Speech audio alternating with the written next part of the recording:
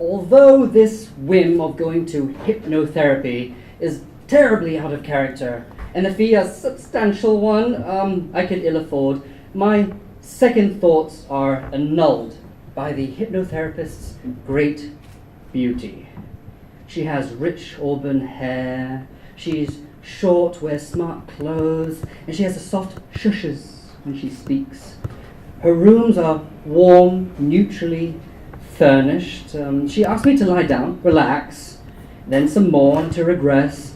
I like to think that I'm not completely under, more in control than what she wants, although I feel remarkably relaxed. She wants me to think of the earliest thing I can remember. 1947, I say, scorching dry heat, dust in my throat.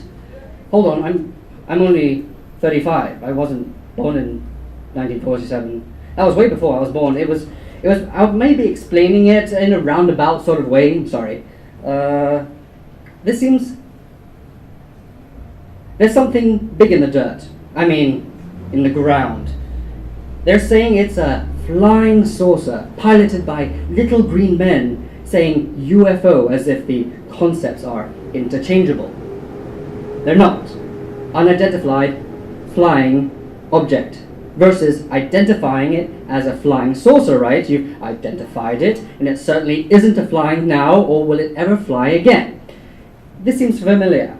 The X-Files and the rise of alien visitation law seemed concurrent. Back in the mid-90s, Oasis ruled the radio, and the new breed of American alien ruled the television, or so it seemed. I can't remember which one I loved first, but certainly the X-Files gave me a passion for obfuscation and skeptical gingers. Never mind videos, DVDs, forums, and UFO magazines, I still can't look at the standard breakfast item without drifting back into the immortal phrase, the thinking man's crumpet.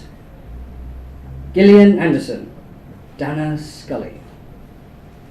And the hypnotherapist reminds me of her, of Gillian, of Scully. That's why I've decided to book. It's not certainly because I hold a truck with hypnotherapy. Maybe I'm so far under I'm projecting. Obviously, she is the cause of me being very relaxed, and yet not so relaxed. Roswell, oh yeah. I grew up in the genre television fan, but it was only very recently that I understood why I had such an affinity with that sort of entertainment. You see, I'm not human. Not entirely. I never knew my father. It was no secret that the fact that was made that I was foreign. You look well foreign, said Charlie Hope in the playtime before he bit my arm. I grew up in a parochial village, somewhat in the northeast of England. And when I say that I looked very different, I'm not meaning like not entirely human. I don't imply drastic correlation there. My skin is pale, but still the same shape and color. Common milky pink. I've got the same number of eyes and the same shape, and they're the same shape as most human Western races. The nose, the ears, the jawline, all recognizably human. I just look rather slightly off from Scandinavia. Tall, slim, fine genes, and a radiant, youthful glow. I'm 35, but I look 20. I look after myself, but I've had a head start. Young. I asked my mum who my dad was. She was more drunk than I remember ever getting, and I watched videos about aliens all day, and she saw a bit with me until she had a bit of drink, and then she got upset. Your dad is very far away. I didn't know him well. He didn't go out on nice dinners, or to pictures, or have parties, or holidays. We were woken up in the middle of our night in separate countries, and there we were. They were, in your videos, she stopped, sobbed, and drank. She gave me a chocolate. She gave me a bit of her vodka, which though made my mouth feel really nasty. I didn't have much. Your daddy is probably a very nice man, but I hate him. And I asked why. She wouldn't explain. I think it's quite common for people to hate other people when that other person hasn't really done anything bad and doesn't know what's going on. Younger. I had a lump in my arm. Granny and Granddad kept whispering to my grandmother and calling it words I didn't understand. I went to the doctor, they gave me the injection, which hurt, and I cried and they cut the lump out, but they didn't show it to me. It kept coming back after a few months later. I kept coming back a few months later. I'd have a nightmare. I'd wake up terrified, remembering owls at the window. Black-eyed, quiet owls.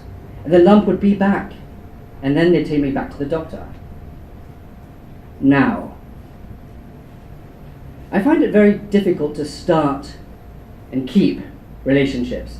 The thing is, the older I've got, the more I understand about my extraterrestrial bloodline. I may have human parents, but I'm not human because whatever they did to me between conception and birth, I can feel what aliens feel. Remember what they remember. When I dream, I'm in the hive mind in that scout ship being fired upon, dodging missiles with clever, evasive action, only to be baffled by a weather balloon and skid into the Nevada desert, killing off half the crew, leaving 3 survivors at the mercy of the military.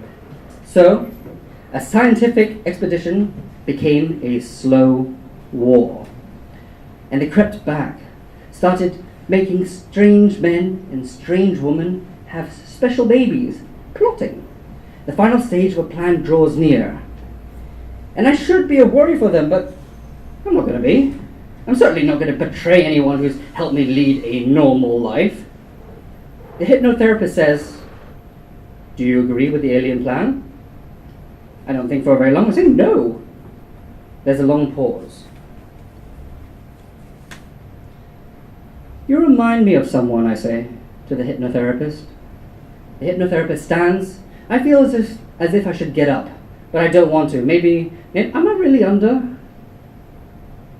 "These memories should be buried deeper," says the hypnotherapist. "What do you mean?" I say. "You're too free with your information." "You mean I overshare?" "I thought that was the point. We don't want you to share this." Ouch! I had a scratch on my arm, a needle, and I remember the doctors. I feel the tear. I don't think it's anesthetic. It's something different this time. I feel heavy, stiff. The muscles in my arms and legs or chest are about to go. I feel tight. I feel like my chest is being sat on by a gorilla and it's pinning me down. I feel, am I being abducted? The hypnotherapist is one of them. She has me tested and I failed. I'm pretty sure I'm dying, but I don't want to believe it, but I do. If I'm not, I'll try to save Gillian Anderson come the day.